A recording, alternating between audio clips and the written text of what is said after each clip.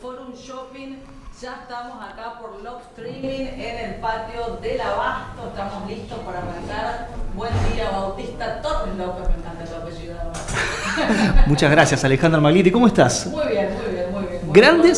Grandes repercusiones del último programa. Sí, excelentes repercusiones del último programa. Nos visitó Maqueda, estuvo un ex juez de la Corte Suprema de Justicia, un ex ministro de la Corte Suprema de Justicia durante 20 años, así que fue una charla que podríamos habernos quedado 4 horas, pero bueno. Tremendo, además habló de todo, habló del tema del momento, todavía sigue siendo el tema del momento, que es la situación del juicio Maradona. Terminamos hablando de un juicio sobre un juicio, ¿no? Porque es el juicio a la jueza McIntosh. Vamos a seguir, obviamente, hoy Vamos también a seguir con ese tema hoy porque, por supuesto, a ver, somos un programa que se vincula, que tiene que ver justamente con lo jurídico, así que hoy tenemos una invitada donde vamos a ahondar un poco sobre ciertas cuestiones más bien técnicas, porque quizás desde lo mediático se aborda de una manera superficial todo lo que implica hacer un enjuiciamiento a un magistrado, cómo se van llevando adelante los procedimientos. Entonces creo que vamos a poder ahondar en muchas cuestiones que quizás en otro lugar no lo pudiste ver, no pudiste saber bien de qué se trata y cómo es, pero además tenemos como nuestra agenda del día, ¿no? Tenemos una agenda también cargada porque no es el único acontecimiento jurídico que ha ocurrido en los últimos tiempos. Hay y hubo muchos fallos muy interesantes que vamos a estar abordando también. Podemos incluso ir avanzando con algunos de ellos, si te parece a vos, y también nos tenemos que meter, obviamente, en el tema del momento, porque tenemos una invitada que va a estar tratando, con la que vamos a estar tratando el tema, que es la doctora Guillermina Soria. En breve vamos a estar presentándola. Sí, ¿qué te parece si arrancamos con... Hay un caso que realmente va a sentar un precedente súper importante porque tiene que ver con la exclusión de una viuda de una herencia, de la viuda de la herencia, digamos, de su pareja, porque había cometido un delito por defraudación previa. O sea, me estoy mezclando un poco, pero para que se entienda bien. Es un tema complejo, igual. Claro, es un tema complejo porque es muy técnico, lógicamente, por una causal que no estaba prevista dentro del Código Civil. Se la excluye por una causal no taxativa, porque las causales de indignidad están taxativamente determinadas en el Código Civil. Pero para decirlo de una manera simple y en criollo, para que se entienda, la sacaron de la herencia por una cuestión que no establece el Código Civil propiamente dicho, sino que lo que hicieron fue una creación pretoriana, es decir, una solución que encontraron los jueces para que ella no se vea beneficiada de su propio delito, porque lo que aplicaron fue el principio de que nadie puede beneficiarse de su delito. ¿Por qué? Ella se había casado con un hombre mayor de 87 años y posteriormente fue juzgada y condenada penalmente por el delito de defraudación por circunvención de incapaz. Una modalidad de defraudación. Por lo tanto, ella había sido condenada y posteriormente estaba pidiendo ser parte de la sucesión de esta persona que realmente que se trataba de su expareja, de su fallecido marido, de su cónyuge, y la justicia civil lo que le dijo es que no iba a formar parte de la sucesión. La excluyeron de la sucesión por haber sido condenada por un delito contra su marido. Bien, interesante porque es una pregunta que además en general llega también. Es como difícil de entender, como que hay muchos puntos, pero bueno, no sé si se logró entender se entendió el concepto. Aplicaron muchos principios también porque se basaron en principios constitucionales. Realmente tuvieron que abordar un montón de cuestiones para poder llegar a esta solución. ¿Te llegó alguna vez alguna pregunta al estudio de esto de ¿me pueden desheredar? Porque viste que es una preocupación recurrente. Pasa que después del 2015 cambió. Antes el código tenía causales de desheredación y de indignidad, pero después del 2015 únicamente quedaron las causales de indignidad. Claro, entonces muchas veces quedó como, viste, como claro, y solamente, a ver, en la desheredación,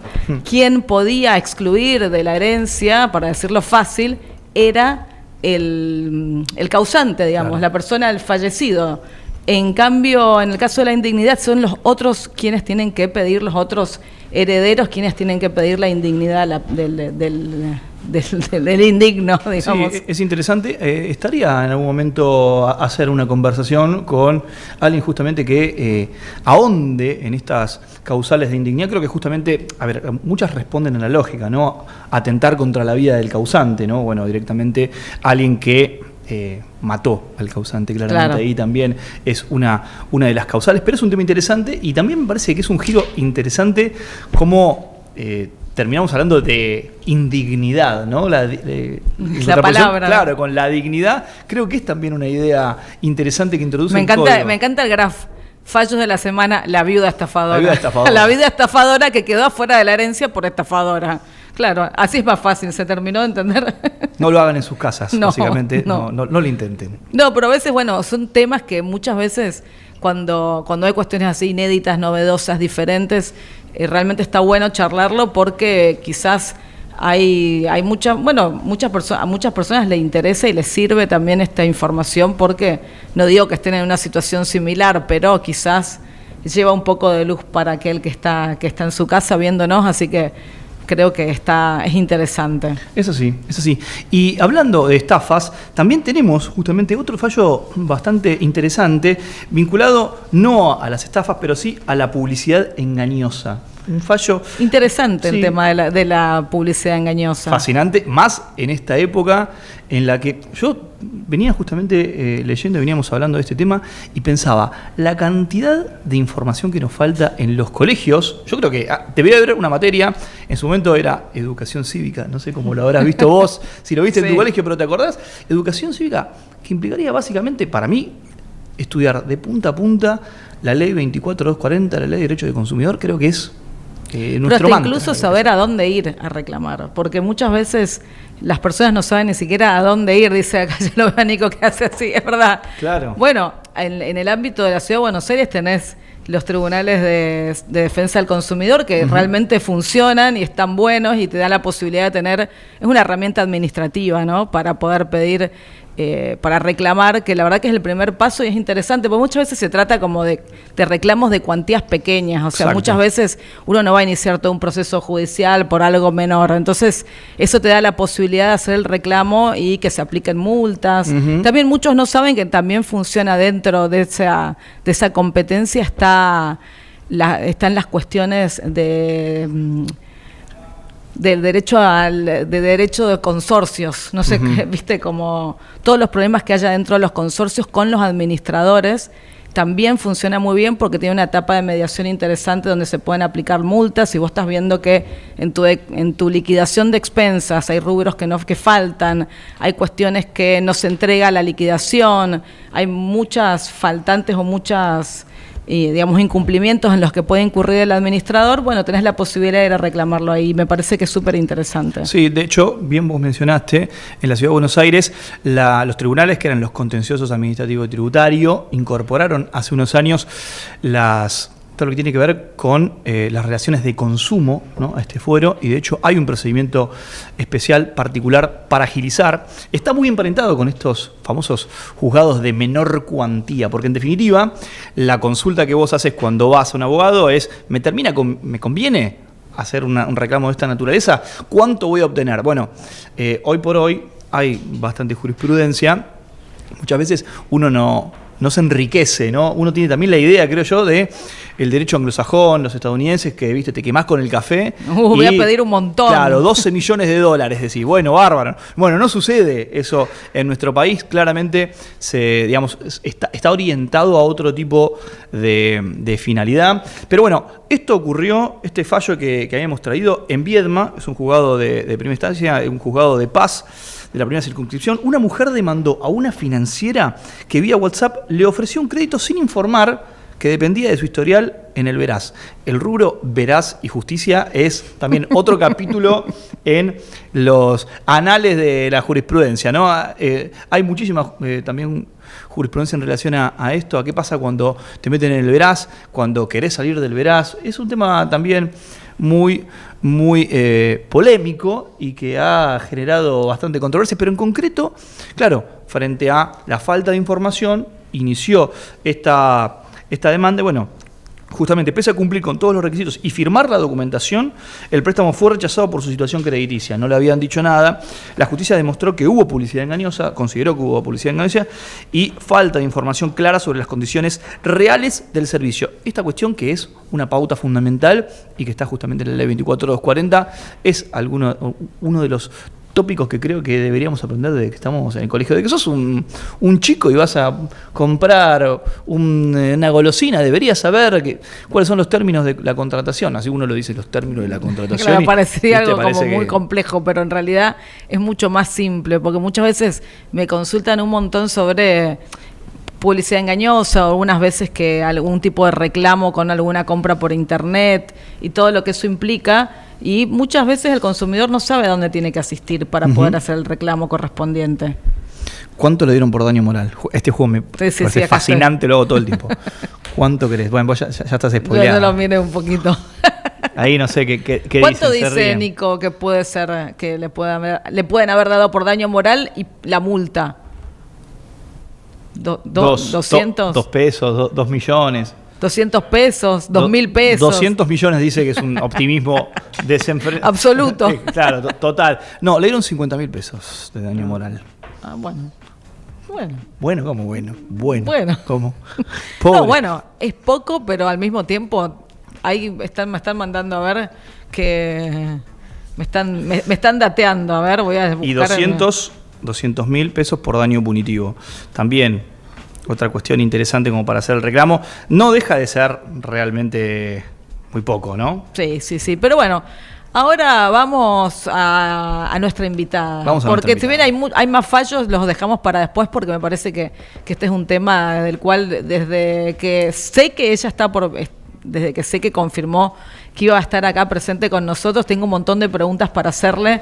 No paré de cranear todo el fin de semana pensando en las diferentes cuestiones, y creo que me parece interesante que, si bien en los medios se viene hablando muchísimo sobre el tema de Julieta McIntosh, la jueza que fue recusada y posteriormente el juez, el juicio de Maradona fue declarado nulo, sobre muchas cuestiones técnicas y muchas preguntas que quiero hacerle, y por eso le damos la bienvenida a nuestra invitada, Guillermina Coria. Ella es presidenta del colegio Guillermina Soria, presidente del Colegio de Abogados de San Isidro, también es consejera del Consejo de la Magistratura de Provincia de Buenos Aires, así que te digo, tenemos un cuadrazo de invitadas. No, y además doble carácter, podemos hacerle un montón de preguntas, así que bueno, bienvenida doctora Soria. Muchas gracias por invitarme. Bueno, ¿cuál es la actualidad del reclamo? Sabemos que trascendió que hubo ya 5 pedidos de juicio contra la jueza McIntosh. Concretamente, también justamente con respaldo en la normativa, los colegios de abogados, en este caso en realidad el Colegio de Abogados de San Isidro, tiene legitimación justamente para actuar dentro del marco de una denuncia de esta naturaleza y de un juicio contra, en este caso, la jueza McIntosh. ¿Cuál es la actualidad de esta denuncia que impulsa el Colegio de Abogados de San Isidro? Miren, déjenme contarles primero que en la provincia de Buenos Aires el Instituto del Jurado de Enjuiciamiento es un instituto que tiene raigambre constitucional, está en la Constitución de la provincia de Buenos Aires, lo cual lo vuelve interesante y es un desprendimiento, si se quiere, del sistema republicano. Esto de la división de poderes se patentiza en el juicio político porque busca la inamovilidad de los jueces y que ningún otro poder del Estado se pueda meter en retirar a un juez de sus funciones por vía de alguna manera espuria. Con lo cual, esto en la provincia es una cosa seria no solo que tiene raigambre constitucional y viene desde hace muchísimo tiempo, sino que además busca, como les digo, la inamovilidad de los jueces, pero además tiene otra cuestión más que es muy significativa, que cualquiera del pueblo puede denunciar a un magistrado, cualquier ciudadano de la provincia de Buenos Aires puede denunciar a un magistrado. Luego se abre un procedimiento que ya sí tiene ciertos niveles técnicos, que luego de la denuncia se establece todo un procedimiento para acusar, porque este sistema es adversarial. ¿Qué quiere decir esto? Que uno acusa y el otro se defiende, y frente a un jurado que es imparcial, que está compuesto también por determinación en la Constitución de la Provincia de Buenos Aires, por 5 conjueces abogados, 5 conjueces legisladores y el presidente de la Corte. Ese jurado nace y se forma al efecto frente a cada una de las denuncias que cualquiera del pueblo, también la Procuración, también en algún caso la Corte, también en algún caso la Comisión Bicameral o también los colegios de abogados pueden hacer esa denuncia. Con lo cual es un instituto con mucha fortaleza, es un instituto muy importante en la provincia de Buenos Aires. Cualquiera puede denunciar a un magistrado y, en líneas generales, ¿se denuncia a magistrados? ¿Cualquiera denuncia a un magistrado? No, de hecho, muchas de las denuncias que hace cualquiera del pueblo a los magistrados tienen más que ver con un desagrado a una situación jurisdiccional. No estoy de acuerdo con la sentencia, denuncio al magistrado. Y eso es algo que se purga en el proceso del juicio político. Sí, cuando las instituciones como la nuestra, como el Colegio de Abogados de San Isidro, como cualquier otro colegio de abogados, que somos instituciones de derecho público no estatal, asumimos la denuncia y posteriormente la acusación, es porque tenemos los elementos para hacerlo. De hecho, siempre lo digo, tristemente el Colegio de Abogados del San Isidro tiene un récord en acusar y destituir magistrados. Llevamos en la historia del colegio 7 magistrados destituidos por una multiplicidad de razones, porque en la ley están enumeradas cuáles son esas causales para destituir.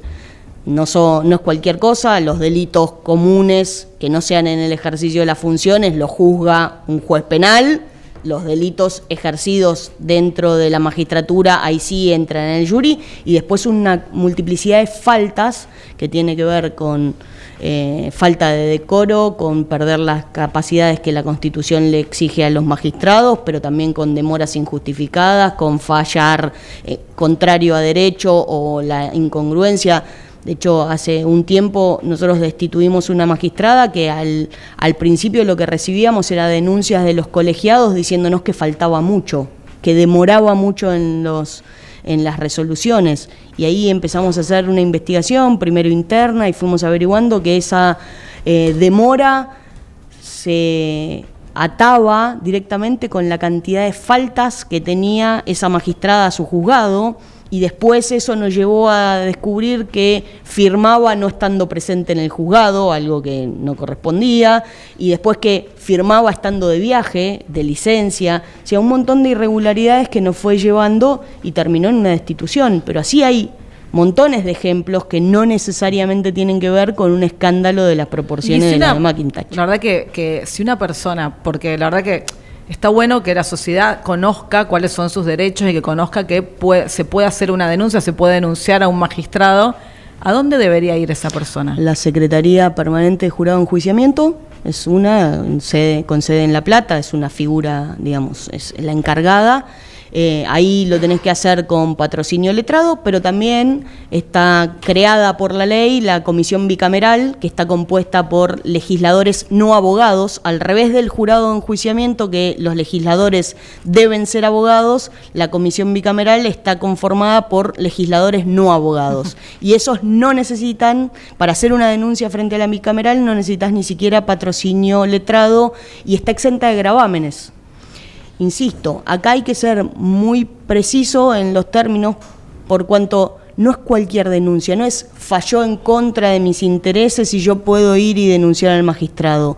Es cuando verdaderamente se apartan de los lineamientos que la ley le impone a los magistrados. Ustedes piensen que para designar a un magistrado en la provincia de Buenos Aires tenés que pasar primero por la otra institución a la que formo parte, que es el Consejo de la Magistratura, que tiene que armar una terna que es vinculante para que el Poder Ejecutivo elija de esa terna. Es decir, yo al Poder Ejecutivo le doy opción de 3 para cubrir un cargo.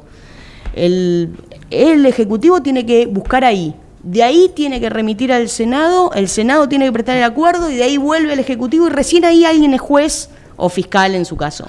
Justo, no quiero desviar porque justo también quiero ir al tema de las vacancias, porque también esta última semana hubo novedades, pero quiero ir puntualmente a la jueza McIntosh. ¿Cuál es la razón por la cual se la denuncia? Mira, son varias, pero te puedo hacer una referencia en las causales que tiene la ley, entre algunas de las causales que tiene la ley: incompetencia o negligencia demostrada en el ejercicio de sus funciones, el incumplimiento de los deberes inherentes a su cargo, la realización de hechos o desarrollo de actividades incompatible con la dignidad y austeridad que el cargo judicial le impone, dejar transcurrir en exceso, digamos, hay un montón. Sí, después habrá que ver concretamente en cuál de estas encuadra, no solo en la denuncia, sino posteriormente en la acusación. Pero yo creo que la realización de hechos o desarrollo de actividades incompatibles con la dignidad y austeridad que el cargo judicial impone, le aplica de principio al fin. Porque también hay un dato que es importante, que es la Corte Suprema bonaerense había determinado que había establecido la prohibición de realizar grabaciones durante las audiencias. Sí, en principio lo que la Corte determinó era que se podía filmar el primer día del debate, que de hecho lo vimos, todos lo vimos, y se iba a llegar a los alegatos y al veredicto, que esa parte iba a poder estar filmada. El resto se iba a resguardar, de hecho había sala de prensa, no estaba la prensa dentro del recinto donde se desarrollaba el juicio, y eso tenía que ver con una medida de cuidado, resguardar las declaraciones, no tornarlo mediático el juicio, sino un juicio técnico, como corresponde a cualquier juicio, no solo al de Maradona, sino a cualquiera, y todo eso se violenta. Déjame aclarar una cosa, la investigación, la IPP, digamos, la investigación que está en cabeza del fiscal, no está manchada por este escándalo, porque está exenta del debate, que es esta parte final del procedimiento. Es importante porque cuando se declara nulo el debate, se declara nulo la parte del juicio oral, no la investigación. Investigación. El fiscal Ferrari la causa sigue en cabeza del fiscal Ferrari, que va a conseguir o que se va a sortear un nuevo tribunal para que se comiencen las audiencias desde cero. Exacto, las audiencias del juicio oral. Claro. No beneficia en nada esta estadística que recién mencionó, ¿no, Doc? Que es que ya hubo 7 destituciones, ¿correcto? O sea, no beneficia esta estadística a la doctora McIntosh. No sé si la beneficia o la perjudica. Lo que habla es de la asertividad que tiene el Colegio de Abogados cuando decide recorrer este camino, digamos. Los colegios de abogados somos actores esenciales en el sistema de la designación, porque a diferencia de la nación, digamos, en la provincia de Buenos Aires somos los representantes de la institución que gobierna la matrícula, dice la Constitución, es decir, somos los presidentes de colegios los que estamos sentados en el Consejo de la Magistratura, con lo cual, si estás en la designación y luego ves que ese al que vos con mucho esfuerzo, con mucho trabajo,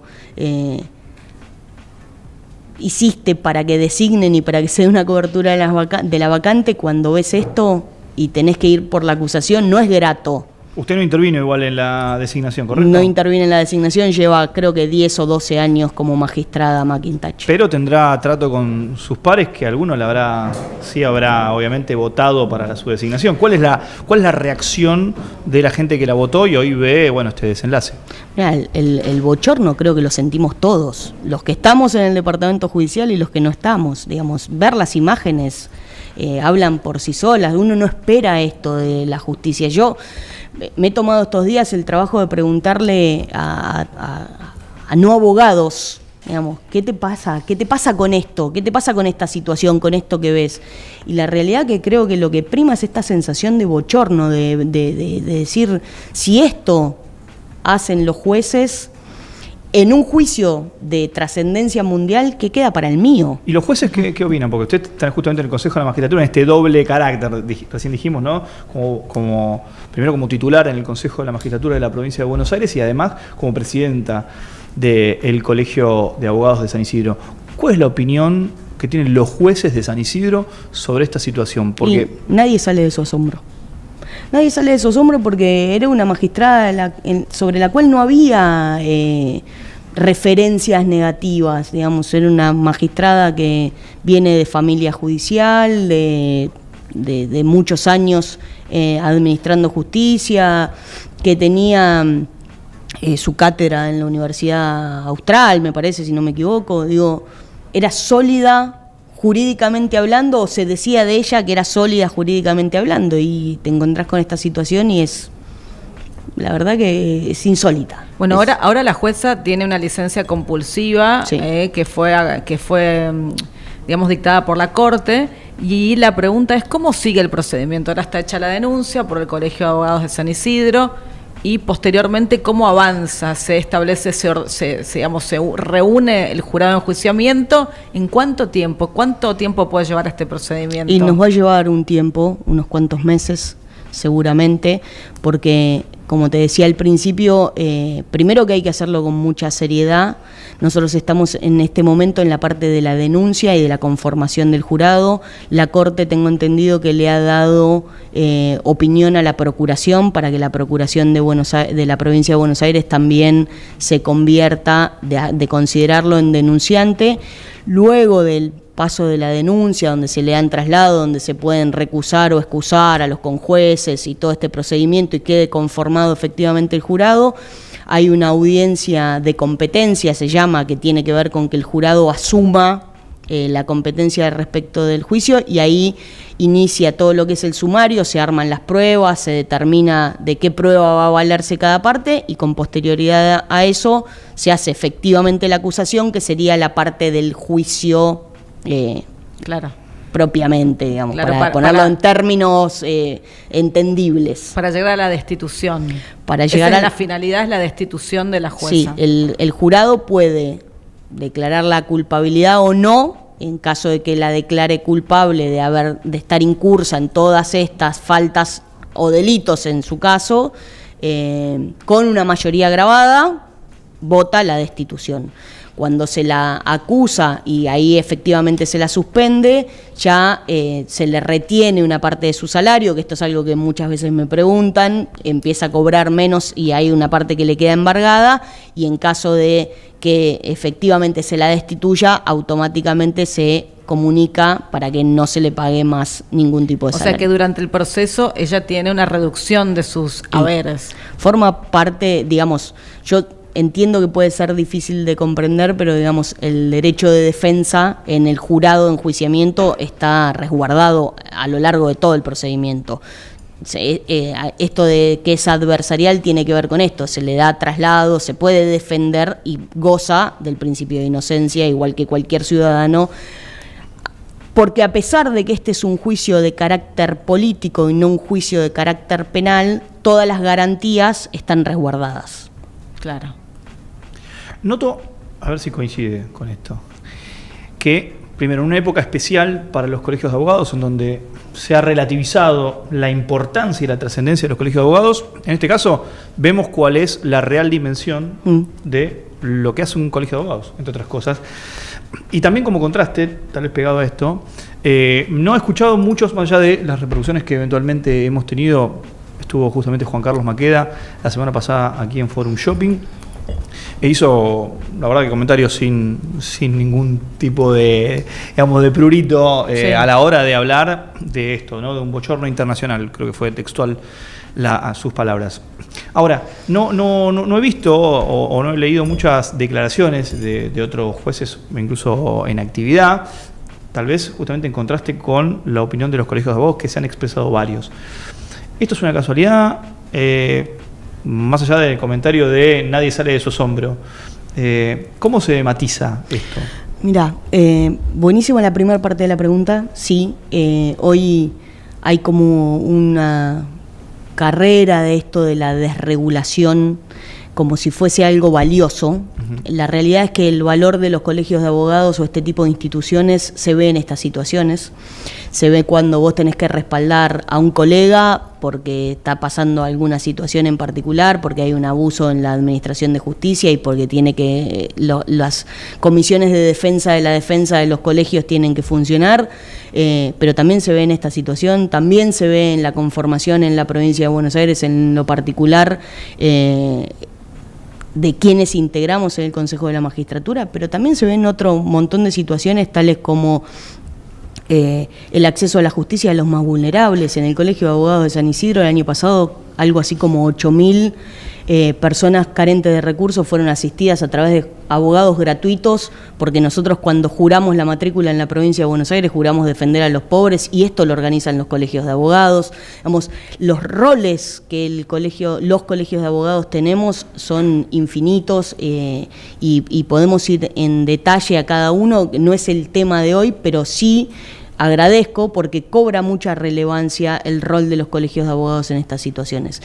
Y en relación a lo otro que me preguntás, yo esta mañana lo decía, me parece que nosotros, para convertir estos debates en serios, tenemos que salir un poco de lo que pasó la semana pasada, de ver abogados y en algún caso también periodistas opinando libremente de estas cuestiones, para pasar a la acción en términos de ejercer los derechos que la propia ley nos otorga, y frente a una situación como esta, efectivamente poner en movimiento el jurado de enjuiciamiento y avanzar propendiendo a la destitución de un magistrado. Después veremos en el camino, no en este caso en particular, ¿no?, pero hay otras situaciones donde vos denunciás porque estás convencido, acusás porque estás convencido, y tal vez después el jurado no te da la razón y considera que...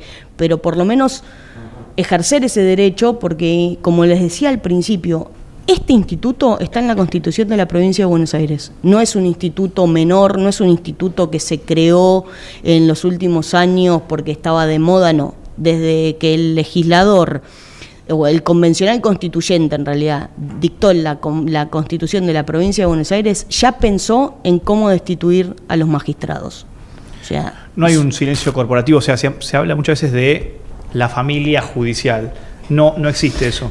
Mirá, acá, si no hubiese sido por el fiscal Ferrari y por el juez de garantías, que en este momento no recuerdo quién fue, que otorgó el allanamiento, esto probablemente pasaba al olvido y nos hubiésemos quedado con unas cámaras de seguridad de la entrada de tribunales de un domingo a la tarde, y muchos nos hubiéramos quedado pensando que había algo irregular, pero no hubiéramos sabido de qué se trataba.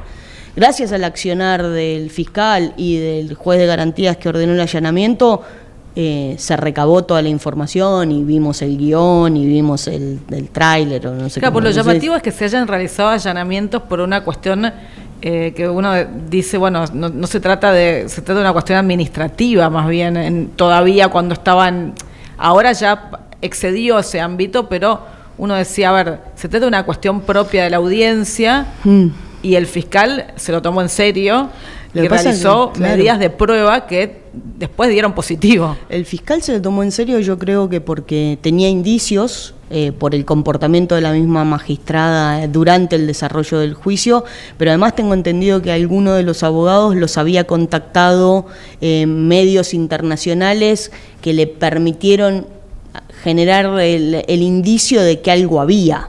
Y ahí el fiscal Ferrari continuó pidiendo las medidas de prueba suficientes como para que esto se generara.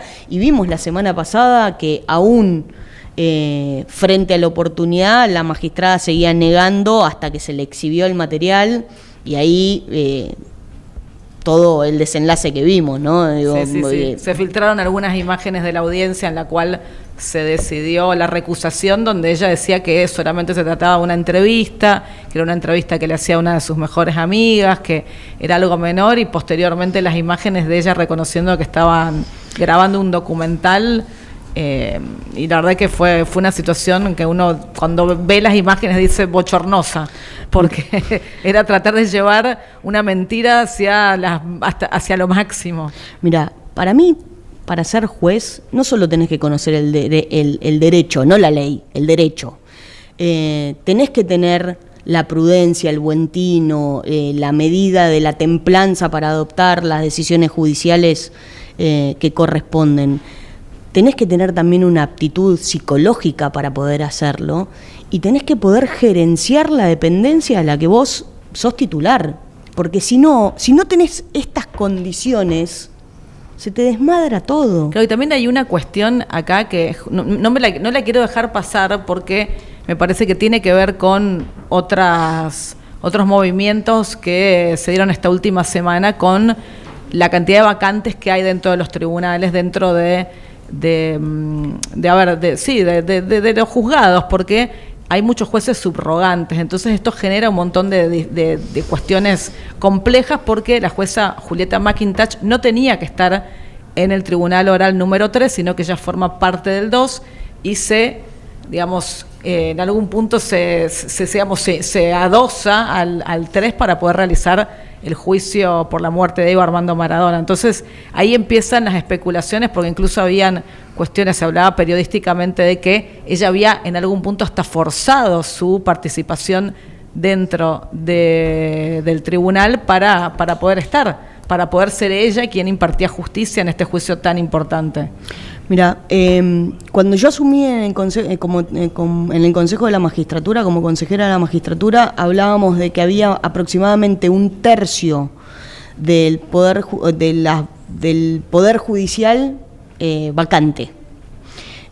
En esto me refiero a todas las escalas de tribunales de trabajo, juzgados de familia, juzgados civiles, cámaras penales, cámaras civiles, tribunales criminales, que es el caso de McIntosh, fiscales, defensores, un tercio vacante. Vacante, me gustaría vacante es no tiene juez. Eso quiero que lo diga, para que la gente juez. Lo entienda bien. Tiene la estructura, pero no tiene juez. Claro, no hay nadie que esté asumiendo ese cargo. No hay jefe. Claro. No hay jefe. ¿Qué pasa con las subrogancias? El juez de al lado viene, se integra en el caso de un tribunal, hay dos, se integra uno para poder tomar las resoluciones, o viene el juez de al lado, cuando digo de al lado no necesariamente es de al lado pegado, ¿no? Pero el juez del juzgado que le corresponde y firma. Firma bajo la conducción de una estructura que no es la suya. Esta es una solución porque frente a las vacantes, si no habría ciudadanos que obtienen dictámenes o sentencias y otros que no porque no tienen juez. Esta es una solución. ¿Qué se empezó a hacer en el Consejo de la Magistratura? Trabajar a toda marcha para poder resolver esta crisis de vacantes y poder designar en cada uno de esos juzgados, tribunales, cámaras, fiscalías, defensorías a su titular. La noticia debiera ser que en la última semana el Senado de la provincia de Buenos Aires le dio el acuerdo a más de 130 pliegos que empiezan a resolver la cuestión de las vacantes. Lejos de estar hablando de eso en todos los medios, que es un hecho muy significativo, porque es empezar a recorrer el camino de la normalización de la justicia en la provincia de Buenos Aires, estamos hablando de este bochorno. Entonces, corremos el foco de lo que es lo verdaderamente importante. ¿Por qué? Porque si vos le tenés que decir a tu cliente, en mi caso, ustedes son abogados, sí, que su audiencia de vista de causa en su juicio laboral, terminado el juicio, va a tener esa audiencia final donde van a definir de acá a 2 años vista, 2 años y medio vista, o alguien que está detenido que tiene que esperar una pericia más de 2 años porque no hay peritos. Esto es de lo que tenemos que hablar. Que sucede, ¿no? Y además es muy difícil. Sucede todo el tiempo. De este lado, bueno, todos los que litigamos sabemos que a veces es difícil explicarle al cliente que le están dando una fecha para una audiencia a 2 años. 2 años. Y vos decís, locura, ¿no? y el cliente muchas veces cuesta explicarle que estos son los tiempos judiciales a los que nos hemos acostumbrado, que esto tiene...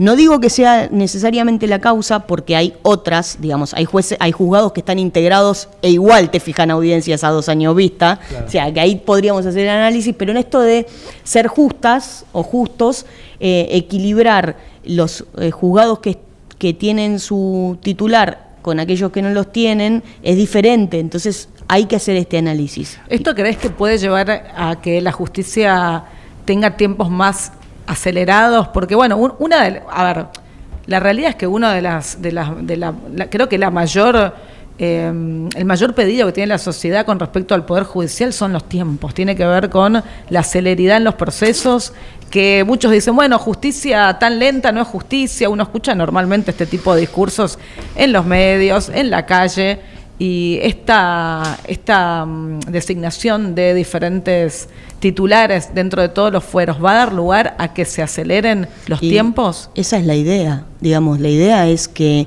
con los titulares de cada uno de los organismos esto se normalice. Vos no podés estar 10 años en un juicio laboral. Imaginen en el último periodo con la inflación que tuvimos, un crédito laboral en un juicio laboral que te llevó 10 años.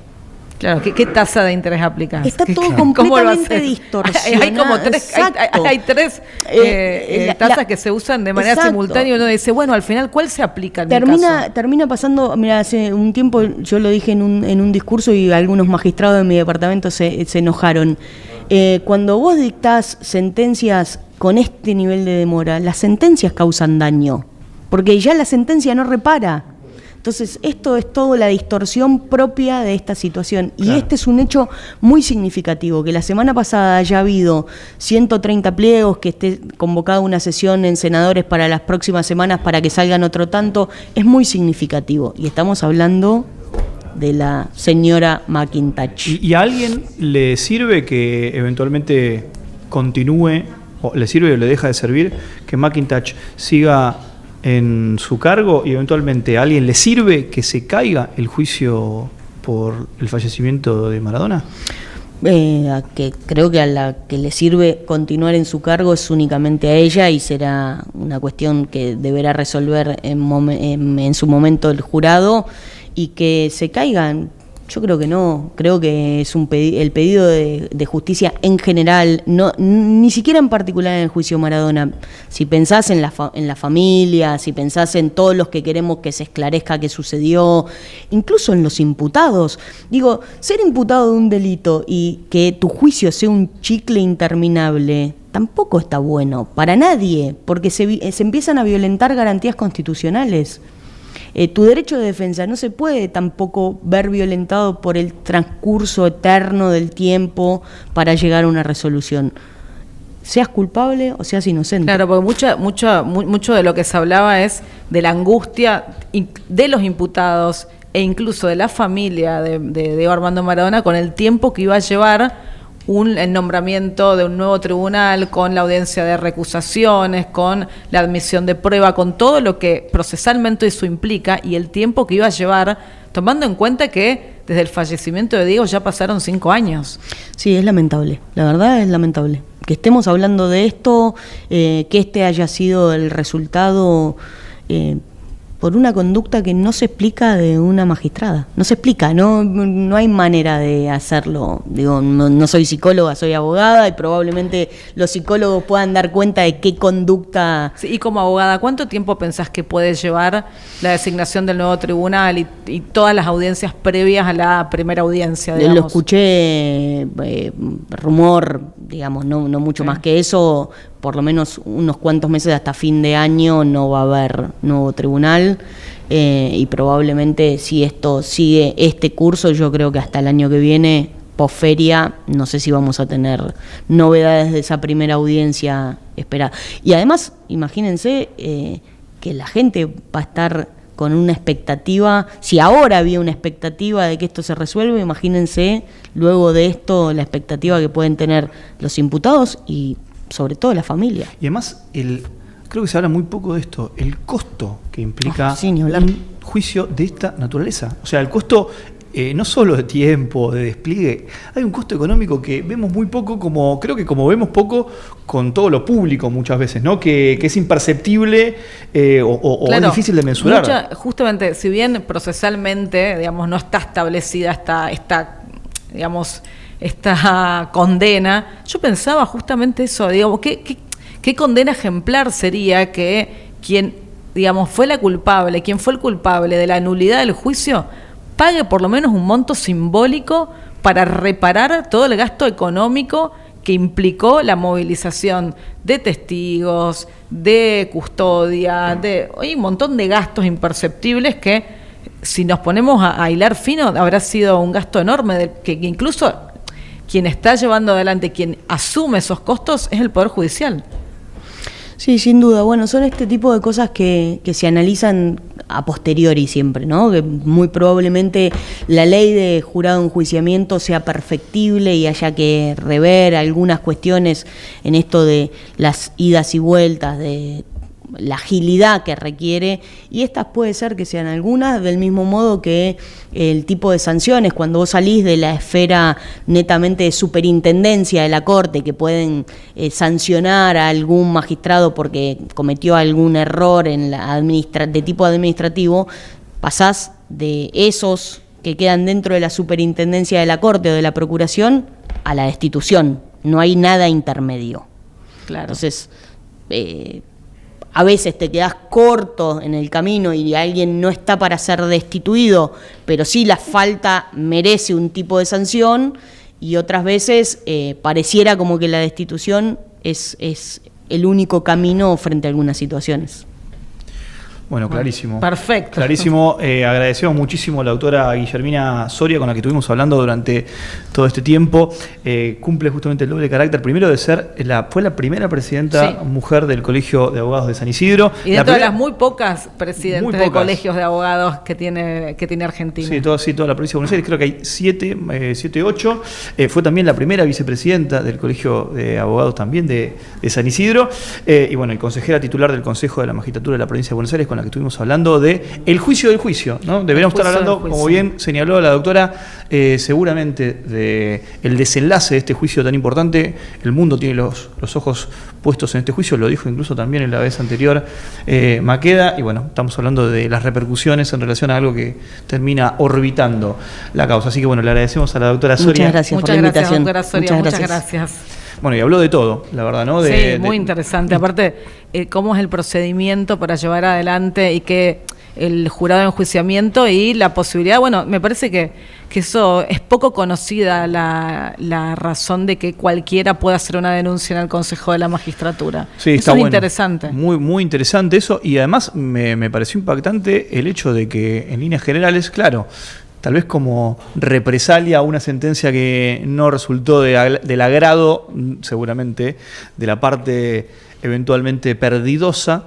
Bueno, sí. Es una reacción frente a la denuncia en líneas generales, no por un asunto de esta naturaleza, así que hay pocas denuncias por esta naturaleza, pero San Isidro tiene un récord que, viene a traer... Bueno, también habla, tener un récord también habla de que hay un trabajo arduo y estar atentos a cómo se desempeñan los magistrados dentro de la jurisdicción. Seguro, y dijo justamente la doctora Soria lo asertivo de esos procedimientos. También habló de las vacancias, de las vacantes. Eso es muy interesante, porque justamente son cuestiones de las que se habla muchísimo y poco se conoce o poco se sabe, y bueno, me parece que es un dato interesante e importante que se hayan nombrado 130 titulares para poder llenar esas vacantes que estaban así, porque de hecho McIntosh no pertenecía originalmente al Tribunal número 3, quien está llevando adelante el juicio a Diego Armando Maradona, sino del 2. O sea, ella asumió un rol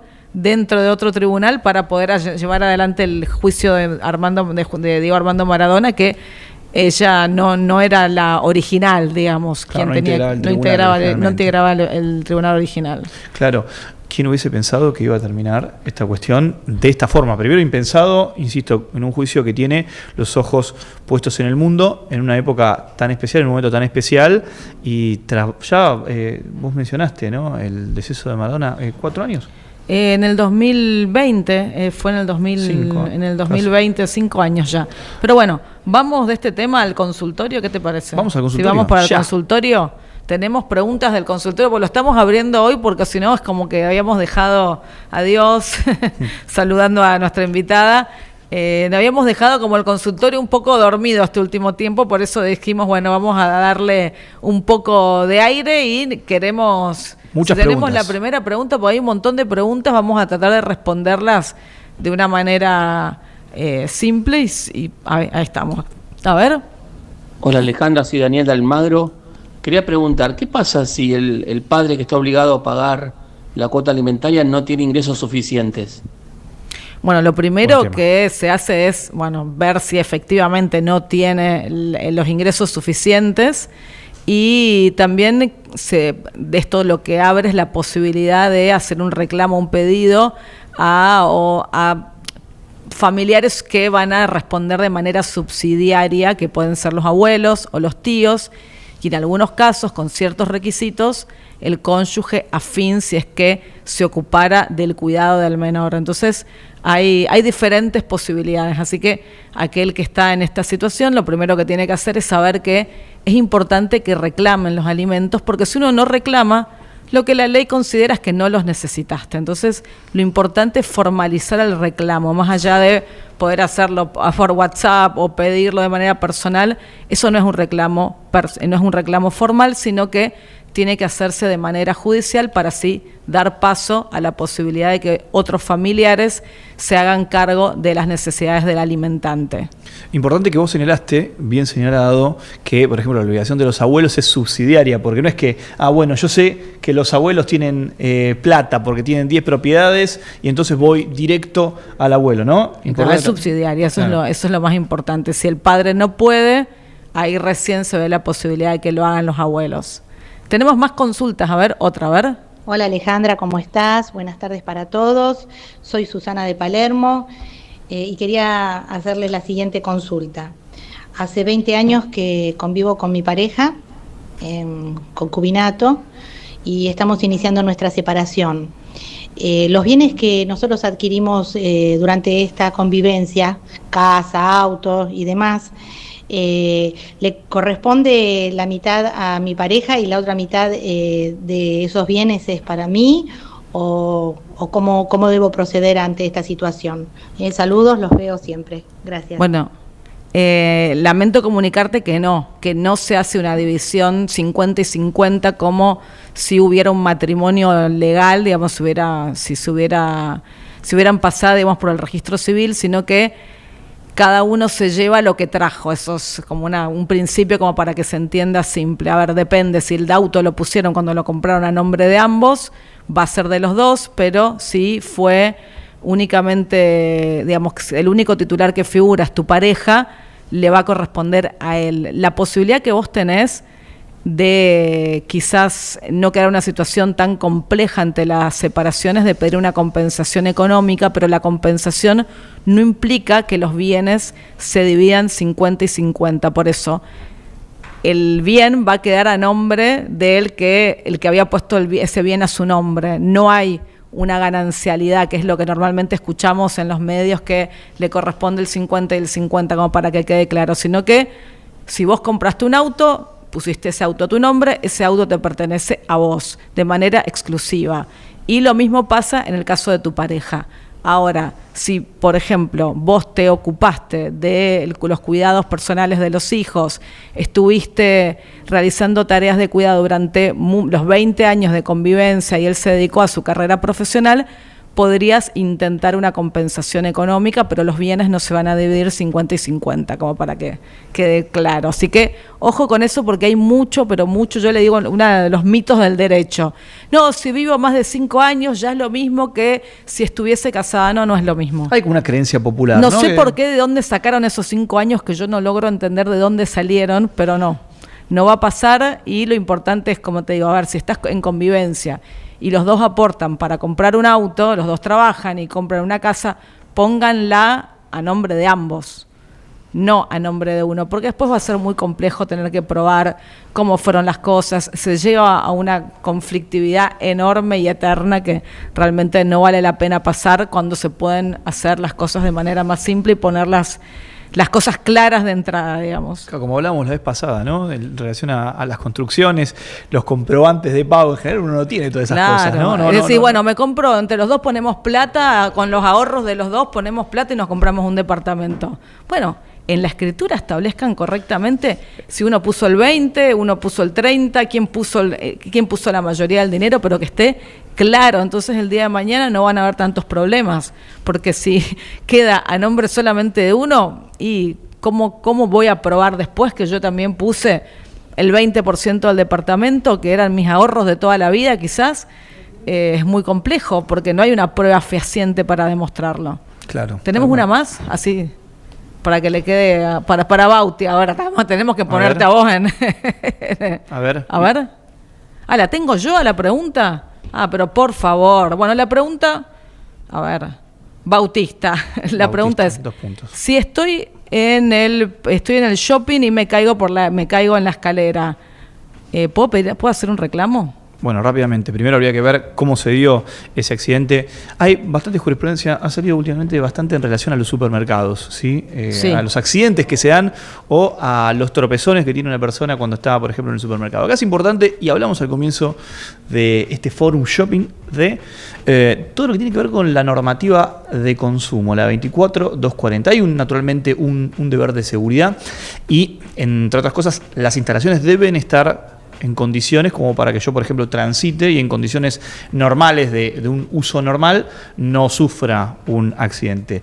Ahora bien, y para poner un ejemplo claro, si vos estás bajando en rollers por una escalera, te tropezás y te golpeás, es un tipo de traumatismo, a las claras no vas a poder generar ningún tipo de reclamo porque, bueno, vos hiciste un uso claramente indebido o un uso que excede este normal desenvolvimiento de lo que debería haber ocurrido bajando las escaleras, en el mejor de los casos, sin patines. Ahora, si por ejemplo había un deterioro en la escalera o había algún, no sé, estaba mojada, la escalera estaba llena de aceite, bueno, aquí se abre esa ventana en relación a lo que debió haber sido una escalera que no genere patinadas versus un uso racional y coherente de esas instalaciones. Así que ahí habría que analizar un poquito mejor cómo fueron cómo se dieron los hechos, como para ver si efectivamente hay un reclamo, pero esas son las pautas bastante básicas.